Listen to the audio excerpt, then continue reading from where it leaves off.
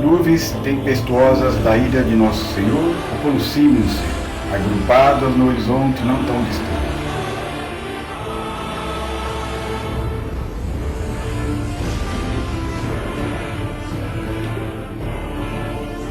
Certamente a vinda do Senhor se aproxima.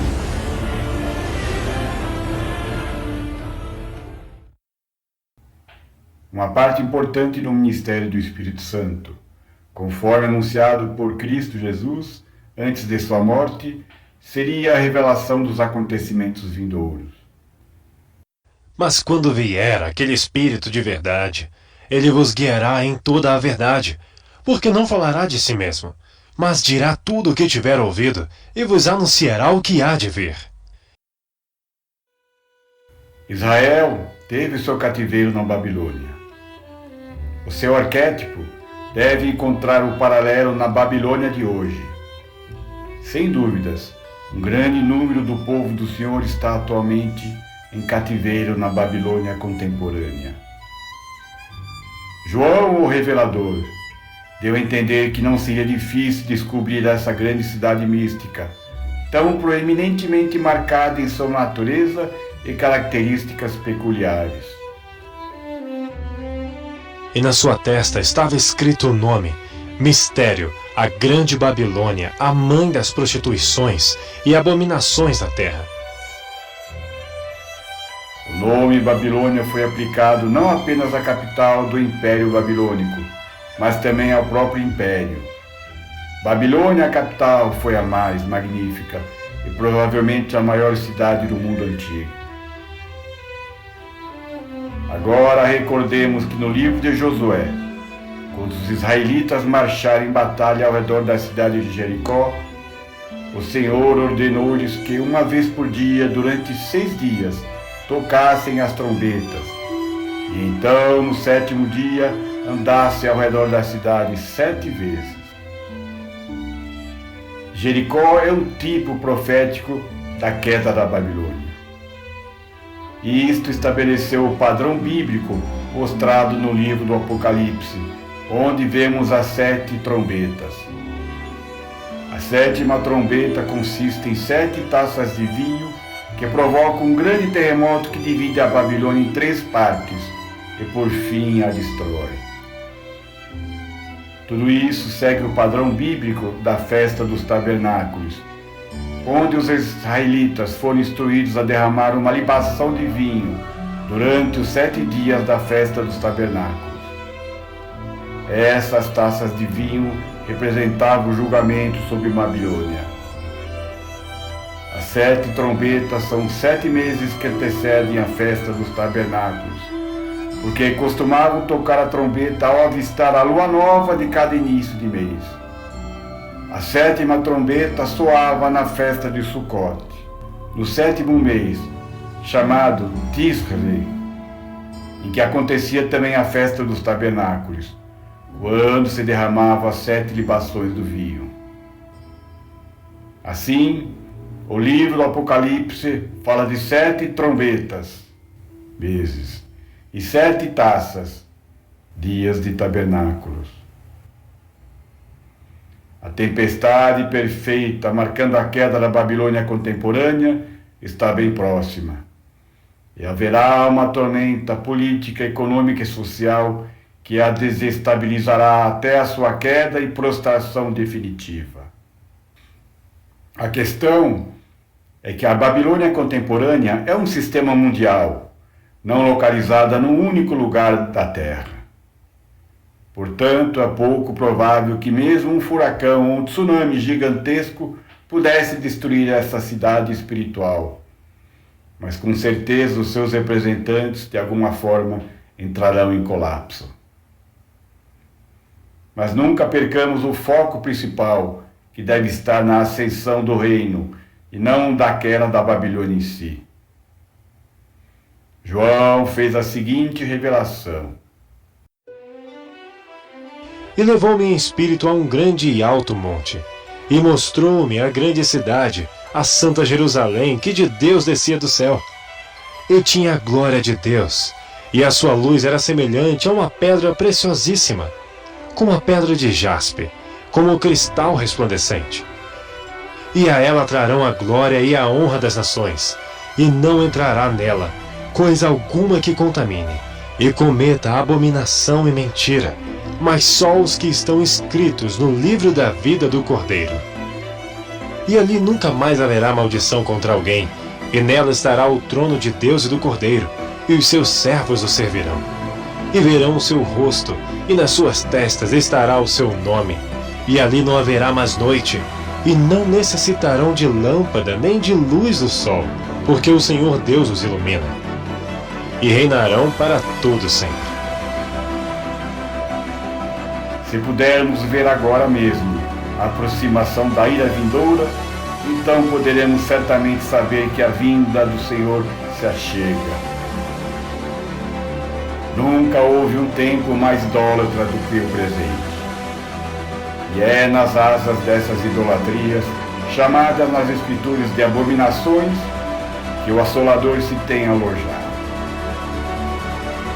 Estamos testemunhando a consumação de todos os séculos de desenvolvimento e cultura humana, e pela operação de Satanás em todas as obras poderosas e maravilhas da falsidade. São tempos de engano e de injustiças, no apelo à admiração dos homens, no culto e adoração de seus heróis, no estabelecimento de um mundo que dispensa a existência de seu Criador. Tudo isso irresistível para todos aqueles cujos nomes não estão escritos no livro da vida do Cordeiro. Desde a última apostasia de Israel, a mensagem da palavra de Deus tem sido elevada a todos os povos e línguas de todas as nações. Pois nossos pais temiam a Deus e tremiam em sua palavra. As nações ocidentais abrigaram o povo da Bíblia aberta, e consequentemente, acima de todas as nações desta ou de qualquer época, o Deus da Bíblia as tem abençoado. Mas dentro de uma geração tudo isso mudou. Essa mudança, na sua magnitude e rapidez, não tem paralelo na história. Se Deus aparecesse em carne, ele não poderia chamar-se cristão. A substância de tudo que temos considerado é esta. Entramos na sombra escura da maior apostasia de toda a história do homem.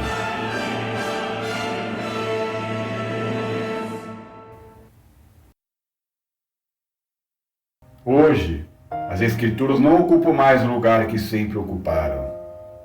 Os nossos líderes já se curvaram à sua autoridade. Agora, eles a rejeitam. Eles se afastaram do Deus da revelação e Pai de nosso Senhor Jesus Cristo. E trocaram o cristianismo pelo racionalismo, pelo evolucionismo, pelo humanismo, pela mãe natureza. O que isso pode pressagiar, senão a maior queda, ruína e desastre que o mundo já presenciou?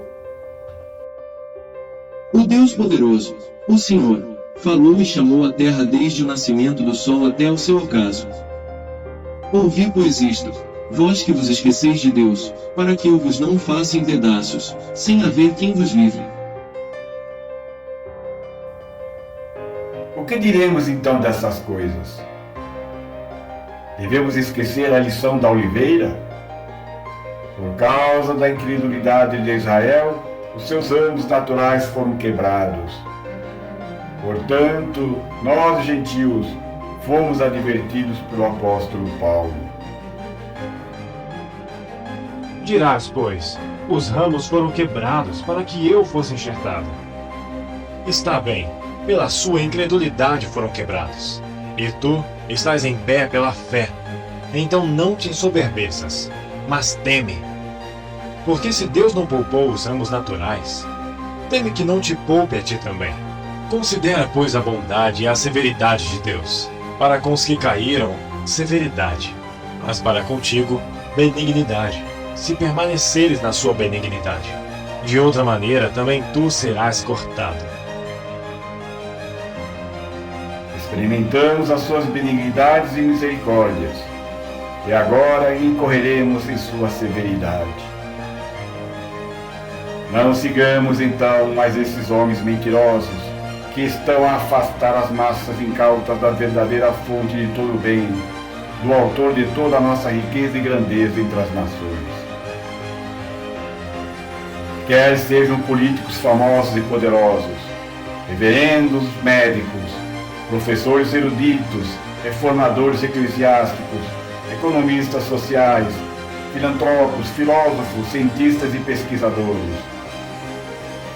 Eles estão a levar-nos para o abismo profundo onde muitas nações caíram, do qual nenhuma jamais se levantou novamente. Porque os guias deste povo são enganadores, e os que por eles são guiados são destruídos. Será em vão que os instrumentos da justa ira de Deus estejam sendo preparados diante dos nossos olhos? Só existe uma maneira pela qual as nações poderão escapar do desastre sem paralelo que as ameaça: arrependendo-se e abandonando seus pecados, e retornando ao Deus que lhes deu riqueza e grandeza. Todas as profecias que saíram das bocas dos profetas de Deus serão cumpridas. Haverá algumas nações que serão admitidas à bênção. E quando o Filho do Homem vier em sua glória, e todos os santos anjos com ele, então se assentará no trono da sua glória, e todas as nações serão reunidas diante dele, e apartará uns dos outros, como o pastor aparta dos bodes as ovelhas.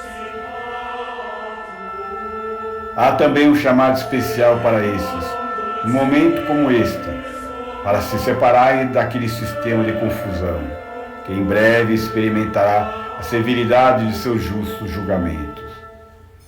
Para a Babilônia a grande, a sua destruição já foi decretada. Mas as Escrituras mostram que mesmo da véspera de sua derrubada, há alguns do povo de Deus que ainda permanecem na esfera perigosa dos seus atrativos ostentosos. A estes o Espírito profetizou uma mensagem clara, urgente e redentora. E ouvi outra voz do céu que dizia: Sai dela, povo meu, para que não sejas participante dos seus pecados, e para que não incorras nas suas pragas. Porque já os seus pecados se acumularam até ao céu, e Deus se lembrou das iniquidades dela. Portanto, num dia virão as suas pragas, a morte e o pranto e a fome, e será queimada no fogo, porque é forte o Senhor Deus que a julga.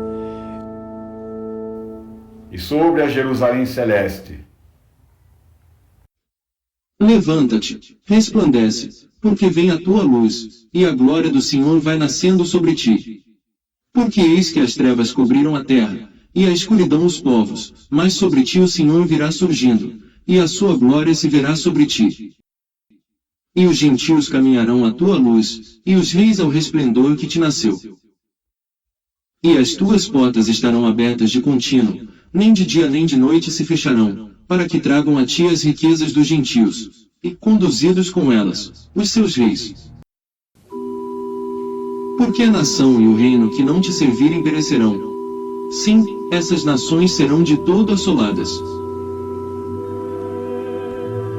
A vinda do Senhor acabará com a idolatria cometida pelo povo, advertindo-os sobre os pecados consumados. O profeta Sofonias pediu para que todos tenham humildade, pois os humildes, aqueles que mesmo sem riquezas acreditam no Senhor e na sua justiça, receberão as bênçãos de Deus. Portanto esperai-me, diz o Senhor, no dia em que eu me levantar para o despojo, porque o meu decreto é ajuntar as nações e congregar os reinos, para sobre eles derramar a minha indignação, e todo o ardor da minha ira. Porque toda esta terra será consumida pelo fogo do meu zelo. Os resultados deste conflito não trarão apenas tristeza e angústia, mas também a garantia da derrocada do reino do pecado, das trevas e da morte, e o estabelecimento do reino da justiça referidos nas palavras do profeta. Porque então darei uma linguagem pura aos povos, para que todos invoquem o nome do Senhor, para que o sirvam com o mesmo consenso. Esse dia de vingança sobre as nações também é descrito pelo profeta Isaías. O Senhor sairá como poderoso, como um homem de guerra despertará o zelo. Clamará, e fará grande ruído, e prevalecerá contra seus inimigos. Por muito tempo me calei, estive em silêncio, e me contive. Mas agora darei gritos como a que está de parto, e a todos os assolarei e juntamente devorarei. Estamos diante da maior batalha de todas as eras.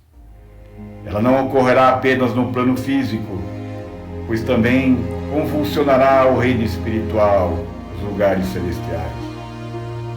A trombeta soará junto com o alarme naquele ponto específico da história, quando o dia do Senhor estiver próximo.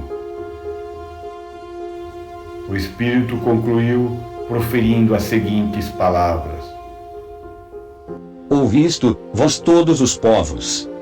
Inclinai bem os ouvidos, todos os moradores do mundo, pois as trombetas serão inexoravelmente tocadas no tempo marcado.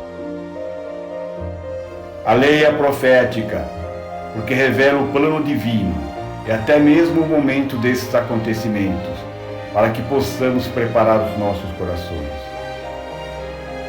No livro dos Números, no capítulo 10, o propósito declarado de tocar as trombetas era o de reunir os filhos de Israel, sejam os líderes ou a própria congregação, e o de passar em revista o povo para a batalha.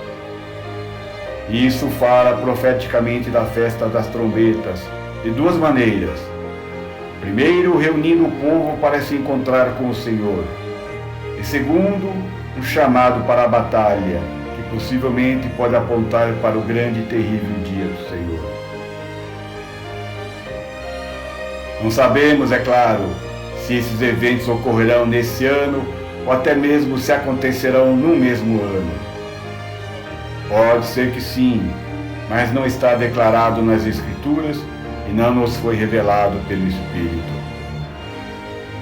Contudo, estamos próximos do 7º mês do ano eclesiástico hebraico, que em nosso calendário terá o seu início em meados de setembro próximo e o seu fim na metade de outubro deste ano 2023.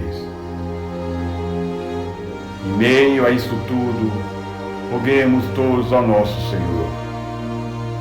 Senhor, derrama sobre nós o Teu Espírito Santo, a fim de despertar aqueles de nós que ainda pensam que estão acordados, provendo também a capacitação dos justos e o arrependimento para os injustos e os incrédulos. Amém.